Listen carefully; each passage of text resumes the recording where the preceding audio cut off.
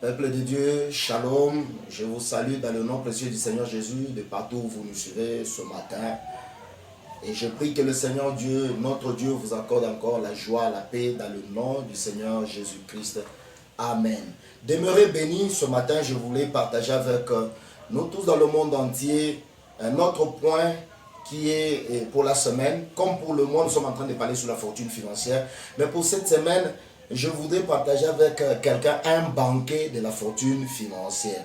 Comme vous le savez, le banquet, c'est un grand festin, c'est une grande fête. Chacun de nous a le droit, dans l'héritage de la rédemption, de jouir de la fortune financière. Notre texte de base de ce matin est dans Joël 2, et nous lisons le deuxième verset dans le nom précieux du Seigneur Jésus-Christ. Je suis dans ma version français courant. La Bible dit, « C'est un jour d'obscurité profonde, envahi des nuages et de brouillard, voici qu'arrive l'armée des insectes, masse nombreuse et redoutable, semblable à la nuit, qui se répand sur la montagne, et on n'a jamais rien vu de pareil, et on ne le verra plus jamais. » Ce texte de base me pose à dire à quelqu'un, si vous regardez bien, de nos jours, nous sommes en train de vivre l'obscurité financière. Vous savez, si nous observons, nous allons constater que la crise économique qui bat le plein, qui bat le monde aujourd'hui, n'a jamais existé avant. À l'époque d'Abraham, il y avait la crise, à l'époque de Noé, à l'époque d'Isaac, de Jacob.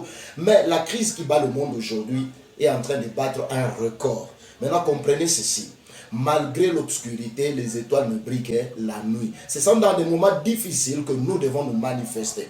Je me suis mis à me rappeler de certains points de la Deuxième Guerre mondiale. Si vous constatez bien, vous allez voir qu'il y a l'entreprise, par exemple, Ford, qui est devenue puissante dans la Deuxième Guerre mondiale à cause de son investissement. Nous parlons encore de Rolls-Royce qui était fabricant des moteurs d'aviation dans la Deuxième Guerre mondiale. Ces gens se sont fait beaucoup d'argent. Mais nous, peuple de Dieu, pourquoi nous ne réussissons pas? Quand il y a la crise, pourquoi nous pleurons comme les autres? Parce qu'en réalité, nous ne sommes pas en train d'observer certaines alliances. Nous devons vivre dans l'alliance parce que le Dieu que nous servons est un Dieu d'alliance. Et c'est dans cette alliance que chacun de nous doit comprendre que Dieu nous préserve sous l'alliance. Dieu nous garde sous l'alliance. Et nous avons parlé tout au long de cette semaine de certaines alliances. Que je voudrais rappeler ce matin que si nous demeurons spirituels, Dieu ne voit pas les moments, Dieu ne voit pas le temps, ne voit pas les circonstances, mais Dieu est en train de voir notre foi que nous engageons. Deuxièmement, je voudrais que quelqu'un se rappelle que tu dois t'engager dans l'alliance de la prospérité. Quels sont les points d'alliance de la prospérité financière? Il y a la dîme, il y a les offrandes, les aumônes aux pauvres. Et puis troisièmement, marchons dans l'intégrité financière. Beaucoup d'entre nous ne sont pas intègres. Dieu voit celui qui est fidèle, celui qui s'approche vers lui avec cette foi, sachant que ce qui est dans tes mains ne t'appartient pas. Tu n'es qu'un intendant, ça appartient à Dieu. Il veut que ça bénisse les autres. Quatrièmement, comprends que tu es une bénédiction pour ceux qui t'entourent. Regarde autour de toi, combien souffrent, combien pleurent. Et ce que toi tu as est suffisant pour que les autres te bénissent et glorifient l'Éternel. Cinquièmement, continue à te réjouir lorsque tu es béni, car cette bénédiction ne vient pas de toi. Et tu comprendras que dans Deutéronome 28:8, la Bible dit, ce n'est ni ta force ni ton intelligence qui te donne, c'est Dieu qui t'accorde cette faveur. Et vous savez, quand vous accomplissez cette alliance, quelles sont les choses qui vous accompagnent?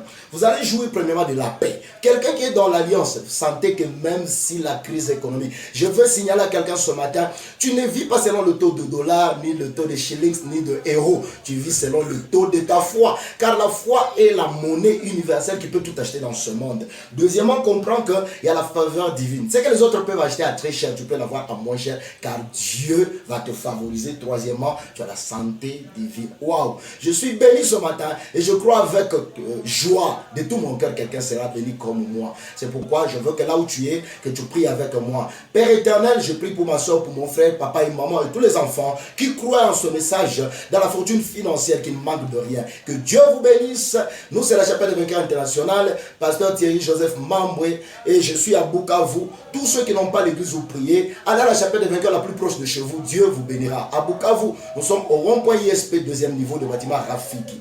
Que Dieu vous bénisse. Shalom et à nous revoir très bientôt.